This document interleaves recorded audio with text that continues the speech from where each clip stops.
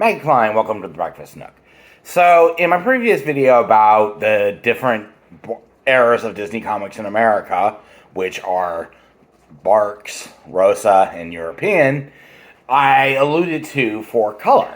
Now, I didn't really explain what 4-color was because, well, it's complicated.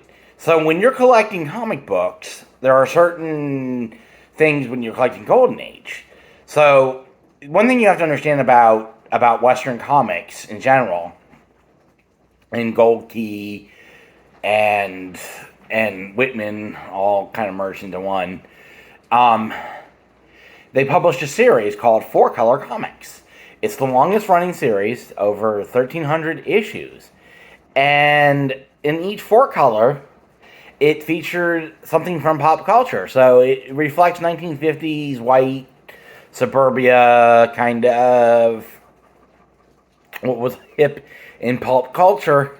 And Disney made up about 20% of that. So you find things, not only will you find Disney books in the 4-color collections, you'll find Bugs Bunny, you'll find whatever TV shows popular at the time. I think there's a Munsters, and they value from no one cares to some are valuable. And the thing to understand is, there's another thing you gotta understand. There's 2 versions of 4-color to boot. But anyways, so that's what 4-color is in a nutshell. It's just a comic book series that came out in 1942 and collects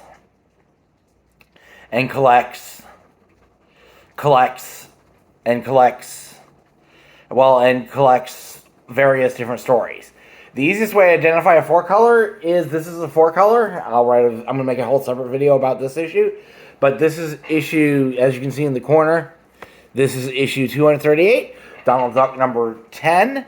And I can also hold up a Bugs Bunny, and it would be equally a 4-color. And they did it throughout and up into the 60s. And then it's the longest running comic book series with Action Comics coming up on it shortly.